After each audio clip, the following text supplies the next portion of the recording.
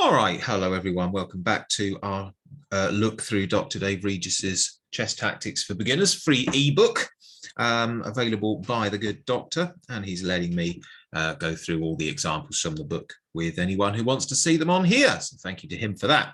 And we've got to the chapter on counting and calculating, and this is a weird sized chapter because it's got 9 games, 9 quite short games apart from one of them, and I can't really do a 4-game video and a 5-game video. 4 is just a bit too short. So I'm just going to rattle through all 9. And counting and calculating, this chapter is really about making sure that you don't make mistakes in your calculations when you're working out tactics. So you have to be prepared to look at all the captures, look at all the checks, look at all the threats, and be precise, be thorough. So let's get straight to it. Our first game, Lapinskaita against Kaula from Rimavska Sobota, 1992. Absolutely no idea what I just said. It sounds like the player names might be Finnish, so maybe Finland, but that's a complete guess. It doesn't matter. Let's look at the chess that these guys played. So e4, e5, knight f3, knight c6, bishop to b5, and knight to d4. Actually, I'm going to turn the board around because black wins this one. Knight to d4. So bird's defense against the Roy Lopez. Actually, quite a decent way to meet the Roy Lopez. It's very unusual. Good surprise value on this one. And as you can see, plus 0.3 is no worse than playing the normal sort of opening line. So it's an interesting way to do things. Knight to c3, knight to f6, d3, bishop to b4, and bishop to d2. I suspect that the eval bar is about to jump because that looks like it might be a slight mistake. Yeah, sure enough.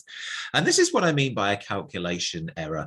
So the sort of thing you have to do is remember there is a piece attacking the bishop. There is a piece defending the bishop.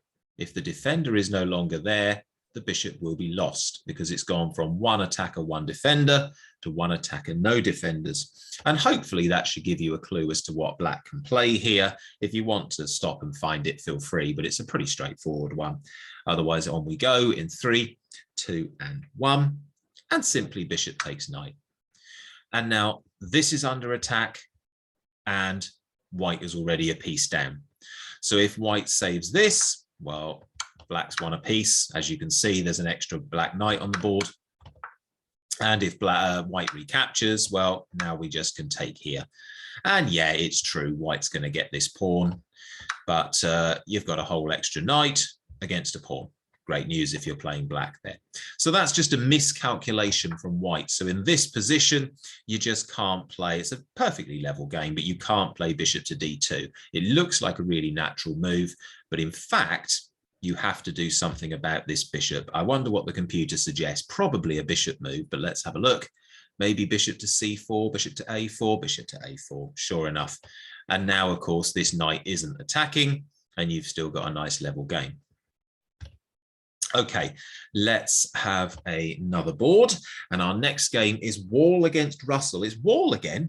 Anyone who's following this series, or the 2 series actually I've done with Dr. Dave, this player Wall seems to be in almost every chapter. Let's see how he gets on this time. He's playing, say, somebody called Russell, 1970 in the USA here. So e4, e5, knight f3, d6, Philidor defense, d4, and knight to d7. Okay. A slightly cramped but very solid way for black to play. Nothing wrong with that. Bishop to c4, knight to e7. So both knights in the center, and this is probably a mistake. Oh yeah, there, sure enough, the computer's already saying +3, nearly +4. So not liking knight e7. And it's just a bit too cramped, isn't it? Look, the bishops are now blocked in. How are you going to defend the bishops? So not a great move. Pawn takes e5. Knight takes e5, knight takes e5, pawn takes here. And in this position, there's black's completely miscalculated, has completely overlooked a tactic. What is it that they've overlooked? What's the white move here that turns it into a +8 position? Press pause if you want to work it out. Otherwise, on we go in 3, 2, and 1. And it's bishop takes here, check. King cannot go this way, so the only legal move is to take the bishop.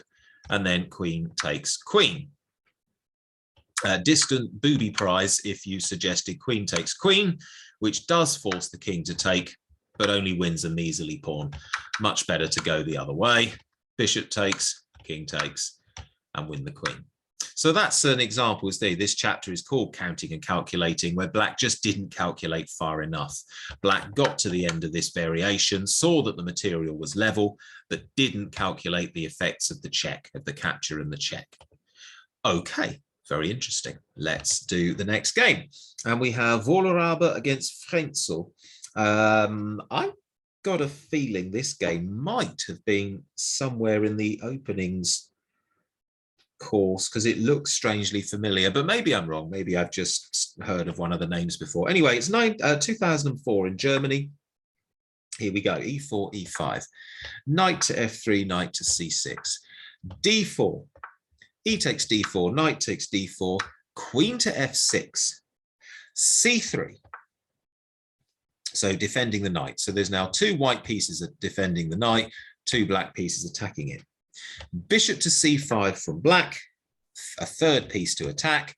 Bishop to E3 from white, a third piece to defend. Okay, knight G to E7, bishop to E2, and castles.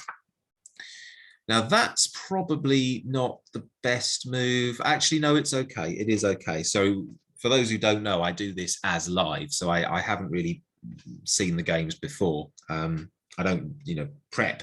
I don't do any prep. I just play a certain number of games for you. I think I can see what's going to come. Yeah, so Dr. Dave puts here, white has a discovered attack, but it needs thinking through. It doesn't actually work unless black helps. So this is more to do with black miscalculating. So knight takes C6. And what this does is it uncovers an attack from the white bishop to the black bishop. If black therefore plays knight takes knight, then white's just won a straight piece. Similarly, pawn takes, bishop takes. Okay, fine. And if black plays bishop takes bishop, well, now white, again, there's another calculation error because knight takes knight is actually check. So you have to get out of check. And now white's got time to capture the bishop. And once again, you can see that just leaves white a whole piece up. Now, in fact, there is a way for black to save this. I think that if you play queen takes C6, now you've defended the bishop and the position is level. So this one is more an example of miscalculation, the danger of a miscalculation. You must look when you're working things out in chess, all the checks and captures. Okay, let's look at the next game because I think this is a very similar kind of miscalculation example. So we've got Svensson against Adler, a correspondence game, 1980. So this one was played by post. So plenty of time to think about the moves, and yet you still will see in this black make an awful miscalculation. So let's see. Elephant Gambit, D5. E takes D5, E4, Queen E2, defending the knight by pinning the pawn. Look, the pawn can't move. Okay, so knight to F6 to defend the E4 pawn. Knight to C3 to attack it again. Bishop to D6. Black just lets it go in the name of quick development. D3. Castles, pawn takes E4. If I'm honest, this position already looks great for white for me. I've never liked the elephant gambit for black. I don't really get why people play it, but what do I know? Rook E8, bishop to G5, pinning the knight, and bishop to B4. Okay, so this position is +1 and a bit. So white is very happy with life. White is 2 pawns up, and there's no real nasty black threats actually to get much of it back. But Dr. Dave in the book puts this: it's surprising how often it happens that a player misses a defense that can't be done right now. So let's see what happens in this game. Bishop takes F6. Correct move presumably is queen takes bishop. Yep, computer's happy enough with that. But in fact, in this correspondence game by post, remember, black plays bishop takes knight. What a miscalculation. Black completely forgets that the bishop can come backwards. And now there are 3 white minor pieces, only 2 black ones, and white's got the 2 center pawns as well. What a terrible miscalculation. So the whole point of this chapter is do not make these miscalculations. At least if black plays this way, yeah, the position isn't pretty. Yeah, white still stands better, but at least you're not a piece down. Okay, fair enough. Right, let's get to the next one. And this is Scholik against, oh, Dr. Dave. Oh dear, how do I pronounce this one? Chiktakian? I don't know. This is from an under-12s tournament in Tallinn in 1997. Is Tallinn Lithuania or Latvia? I think it's Lithuania. Let's see how it goes. So e4, e5, knight f3, d6, knight to c3, knight to f6, bishop to c4, bishop to e7. So it looks very normal so far. Castles, castles, h3, knight b to d7, d3, c6, bishop to g5, queen to c7, queen to d2, rook to e8. This is all very normal so far. Where are the fireworks? d4. All right, okay, here comes some fireworks. So white breaks in the center. b5, black attacks straight back on the flank. Okay, so this is attacking the bishop. The bishop moves back to b3. And computer says that's a problem, says that's now a bit of an advantage for black. In fact, -2, that's quite a decent advantage for black. b4 is played, attacking the knight. So my immediate observation is when the knight moves, that will unprotect the pawn on e4, and knight takes e4 might be nasty. Dr. Dave's comment, white is in trouble, but the next move makes it worse. When black takes on c3, the white queen will be threatened. Okay, so this is to do with what the chess YouTuber Gotham Chess calls danger levels, which is just basically threatening a more important piece than the one that you're threatening. You'll see what I mean. So in the game, bishop takes f6 is played, but instead of taking it back, black does, I say, what Levy Rosman calls danger levels, and plays pawn takes knight. So this is now threatening the queen. And white has to deal with this, really. I mean, if you just play something stupid, you just lose your queen. So you've got to deal with it. So it's the level of danger. In the game, queen takes c3, but now black has had time to play bishop takes f6. And a quick count should tell you 2 white minor pieces, 3 black minor pieces. Dr. Dave gives a few more moves in the book, but I don't think any of them are particularly thrilling. We've just got black as a piece up. Shall we just, for the sake of completeness, do it? d5, c5, bishop to a4, rook to d8, b4, don't play pawn takes, which blunders the queen. Whoops, instead the move knight b6 was played. Bishop to c6 was played. Pawn takes, once again threatening the not threatening that, that's cheating, threatening the queen. And actually in this position, white resigned the game. Okay, fair enough. Okay, 4 more to do. So you should by now see the importance of accurate calculation, of not overlooking captures and threats. So our next one, Gallic against Lesko. This is BIH, is that Bosnia-Herzegovina maybe? I don't know. Anyway, 2003, and let's have a look at the game. We'll turn the board round because black wins this one. So e4, e5, knight f3, d6, d4, knight f6, pawn takes e5, knight takes e4. Complicated already, but the computer says it's relatively level.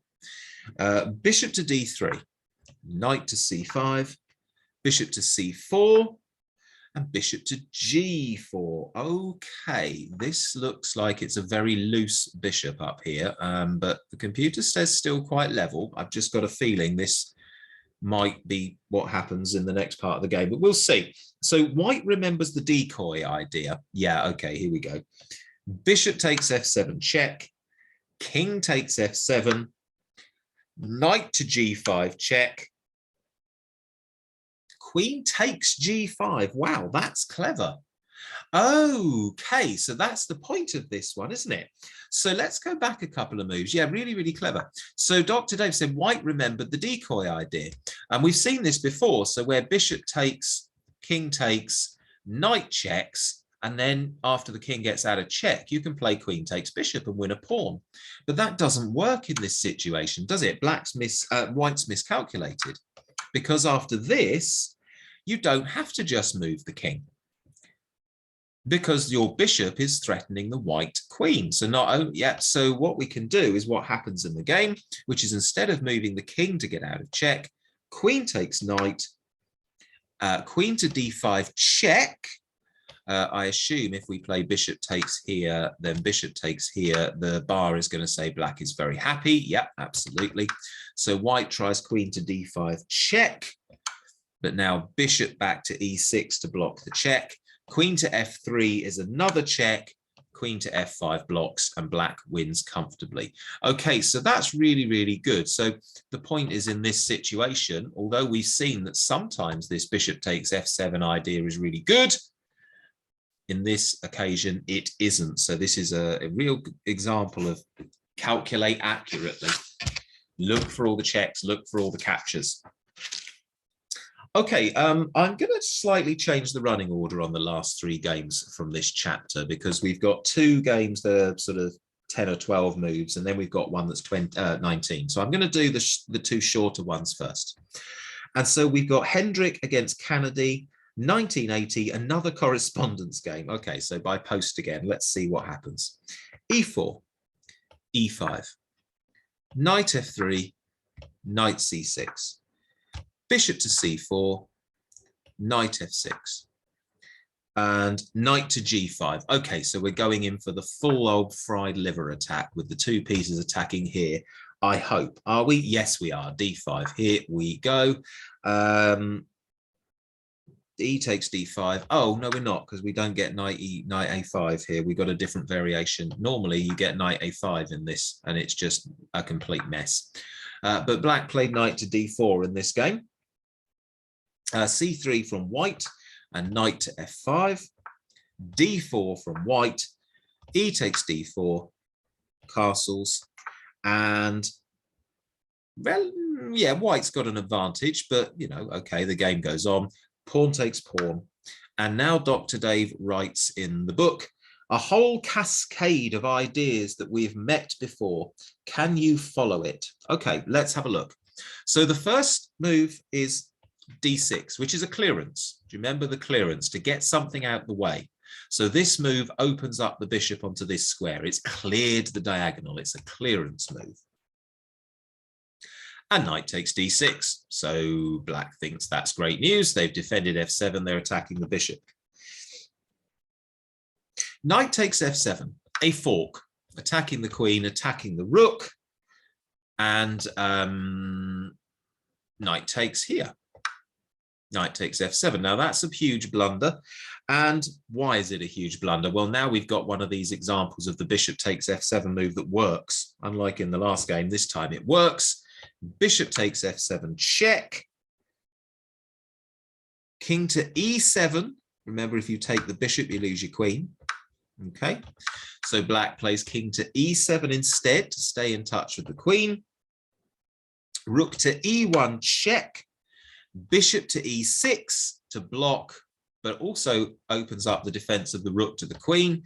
But of course, we now have a problem, and queen takes is playable. Rook takes, well, actually, the game resigned at that point, but after rook takes, I assume bishop takes, and you're just a whole piece up. Let's have a look. Yeah, absolutely. So a whole series of tactics there, a real miscalculation from black. From where, let's just go back a few moves. After this move, it's not too bad. Knight takes f7. I mean, it's still an advantage to white here, but I'm guessing the computer will say, don't play knight takes knight. I'm guessing it'll say something else. Maybe, I don't know what really. Probably a queen move, I would guess.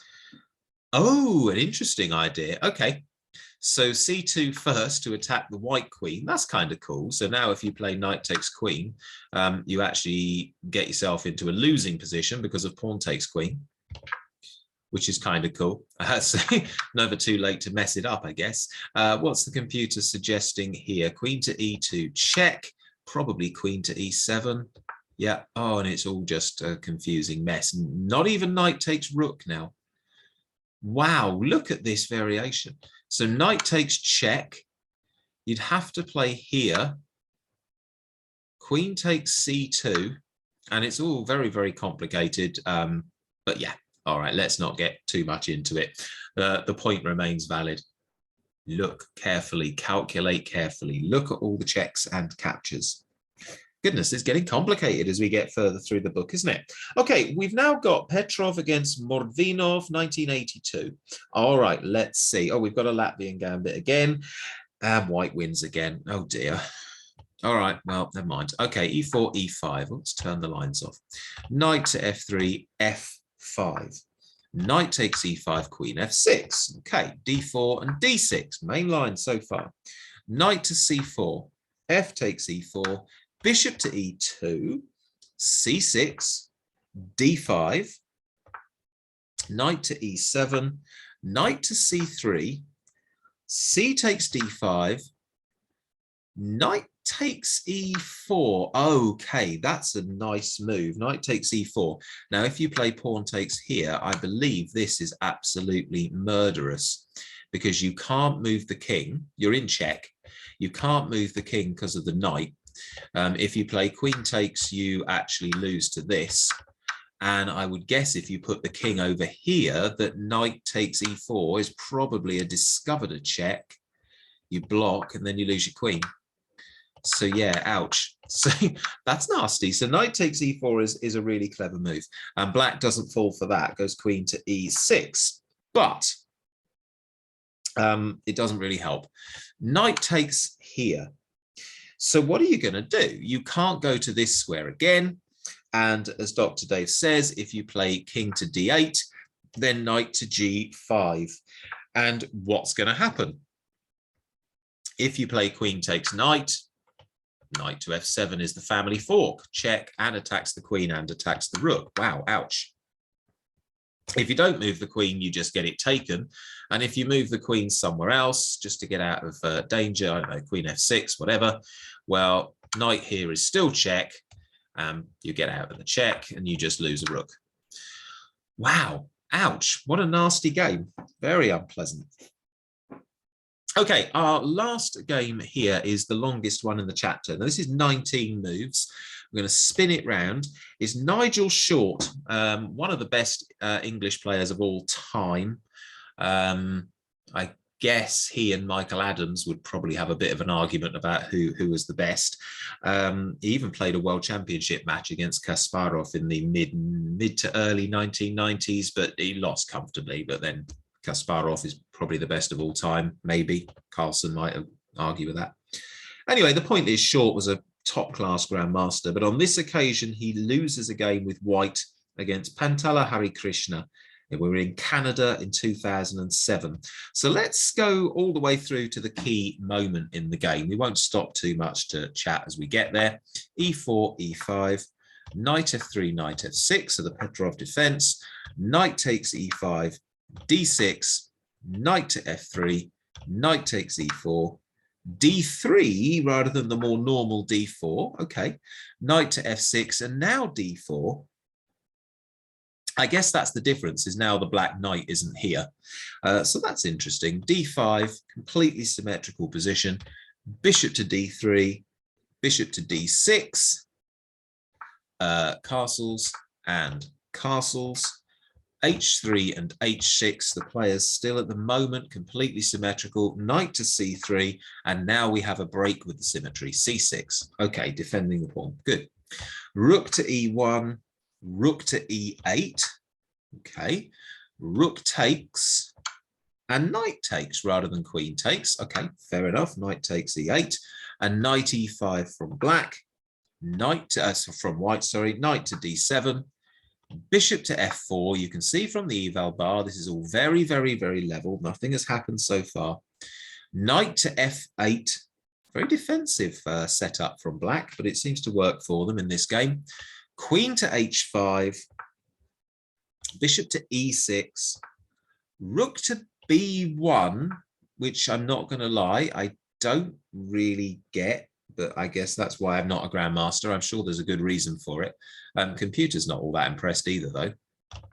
What was the eval before? So the eval was 0.1. After rook b1, it's minus 0.7. So the computer doesn't think a great deal of rook b1 either. I'm not alone. Anyway, I'm sure that Nigel Short had his reasons, and as he could beat me with his eyes shut, who am I to criticise? F6 by black, knight to G6 from white, bishop to F7. That looks like a rather unpleasant pin on the knight, doesn't it? But the computer's saying it's still pretty level. Bishop takes D6, knight takes D6, still reasonably level, nothing much going on, and then G4. And now, all of a sudden, G4 is a blunder, and it's minus 4.7. Do you want to have a go at working out what on earth Nigel Short missed? What does Hari Krishna play now as black that simply forced Short to resign? If you want to work it out, please feel free to press pause. Otherwise, I will carry on and I'll give you a clue. In fact, in 3, 2, and 1. Okay, if it was a bit too difficult and you want the clue, think about the theme from the previous video on interference. So again, press pause, otherwise 3, 2, and 1. And the move is knight to E4. Why? What on earth is so horrible about that? Well, the point is, this knight is pinned. It can't move.